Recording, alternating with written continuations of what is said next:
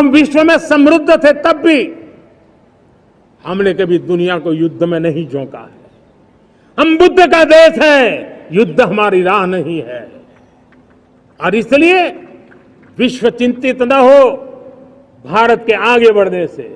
मैं विश्व समुदाय को विश्वास दिलाता हूं कि आप भारत के संस्कारों को समझिए, भारत के हजारों साल के इतिहास को समझिए।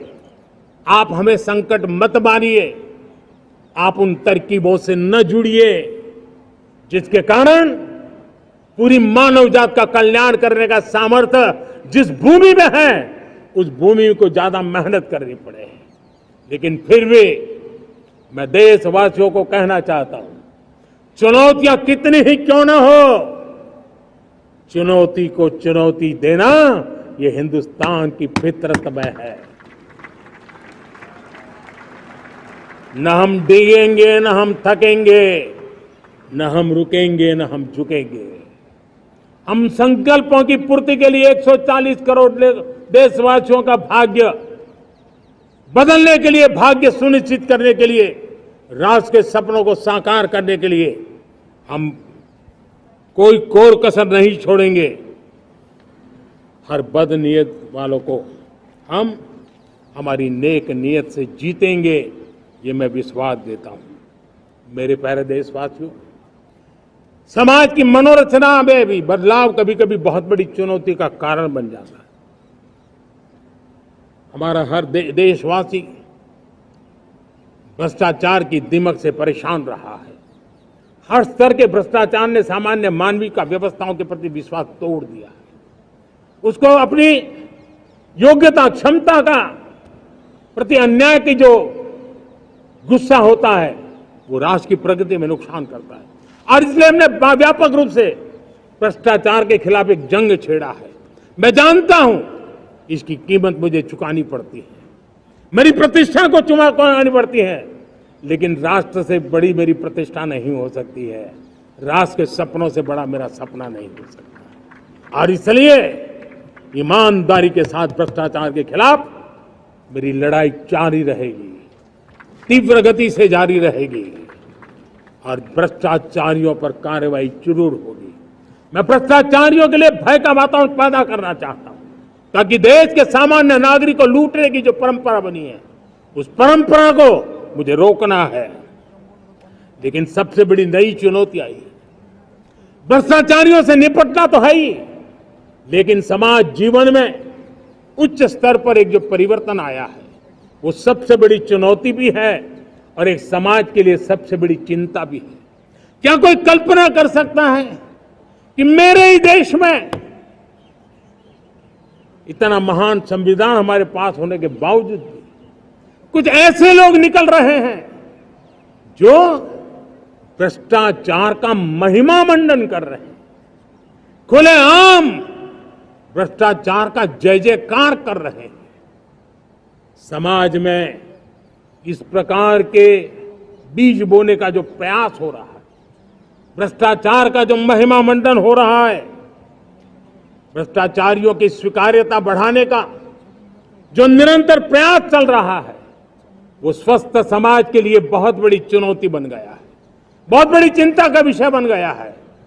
भ्रष्टाचारियों के प्रति समाज में दूरी बनाए रखने से ही किसी भी भ्रष्टाचारी को उस रास्ते पर जाने से डर लगेगा। अगर उसका महिमा मंडन होगा तो जो आज भ्रष्टाचार नहीं करता है उसको भी लगता है कि ये तो समाज में प्रतिष्ठा का रंग बन जाता है, उस रास्ते में जाने में बुरा नहीं है। मेरे प्यारे देशवासियों, बांग्लादेश में जो कुछ भी हुआ है उसको लेकर पड़ोसी देश के नाते चिंता होना मैं इसको समझ सकता हूं।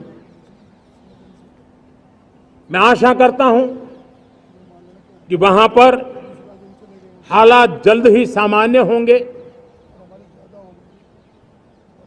खास करके 140 करोड़ देशवासियों की चिंता कि वहां हिंदू, वहां के अल्पसंख्यक, उस समुदाय की सुरक्षा सुनिश्चित हो, भारत हमेशा चाहता है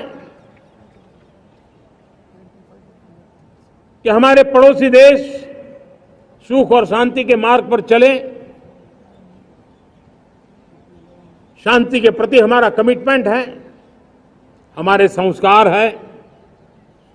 हम आने वाले दिनों में बांग्लादेश की विकास यात्रा में हमेशा हमारा शुभचिंतन ही रहेगा, क्योंकि हम मानव जाति की भलाई सोचने वाले लोग हैं। मेरे प्यारे देशवासियों, हमारे संविधान को 75 वर्ष हो रहे हैं। भारत के संविधान के 75 वर्ष की यात्रा देश को एक बनाना, देश को श्रेष्ठ बनाने में बहुत बड़ी भूमिका रही। भारत के लोकतंत्र को मजबूती देने में हमारे देश के संविधान की बहुत बड़ी भूमिका रही। हमारे देश के दलित, पीड़ित, शोषित, वंचित को सुरक्षा देने का बहुत बड़ा काम हमारे संविधान ने किया है। अब जब संविधान के 75 वर्ष हम मनाने जा रहे हैं, तब हम देशवासियों ने संविधान में निर्दिष्ट कर्तव्य के भाव पर बल देना बहुत जरूरी है। और जब मैं कर्तव्य की बात करता हूं, तब मैं सिर्फ नागरिकों पर बोझ बनाना नहीं चाहता। कर्तव्य केंद्र सरकार के भी है, कर्तव्य केंद्र सरकार के हर मुलाजिम के भी है, कर्तव्य राज्य सरकारों की भी है, राज्य सरकार के हर मुलाजिम के हैं। कर्तव्य हर स्थानीय स्वराज संस्था के हैं, चाहे पंचायत हो, नगर पालिका हो, महानगर पालिका हो, तहसील हो, जिला हो, हर किसी के कर्तव्य है। लेकिन साथ साथ 140 करोड़ देशवासियों की कर्तव्य है। अगर हम सब मिल करके अपने कर्तव्यों का निर्वाह करेंगे तो हम अपने आप औरों के अधिकारों की रक्षा करने के लिए निमित्त बनेंगे।